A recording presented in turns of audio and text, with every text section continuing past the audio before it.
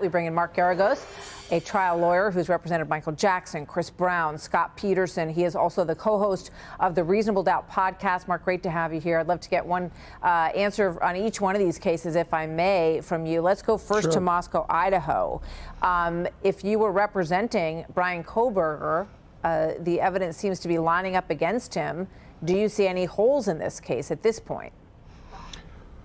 Actually, I do. There's, the cell phone triangulation evidence, I think they're going to have a field day with. I don't think that that's as compelling as one might think. You can sit in a chair like I am right now, and the cell phone towers will, because of traffic, bounce back and forth. So that's not going to be a huge, I don't think, or compelling reason. Plus, you also have where the cell phone apparently was not operational or was not pinging on the towers at the time that this happened. I think one of the things that we don't know yet that's going to be important is there was apparently a DoorDash delivery at 4 a.m.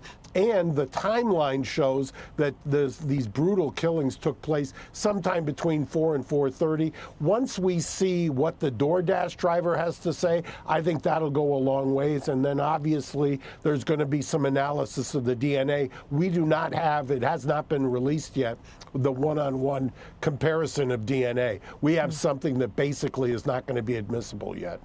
Interesting. I mean, we know that the police there have said that they are not looking for anyone else. They believe they have their man, and they have looked at a lot of these other avenues.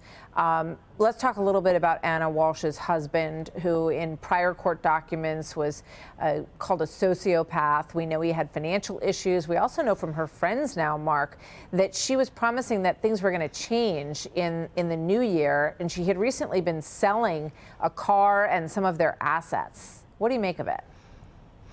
Well, I will tell you that one of the most astonishing things about this case, to me at least, as somebody who's been in the criminal justice system for 40 years, he is apparently out on bail.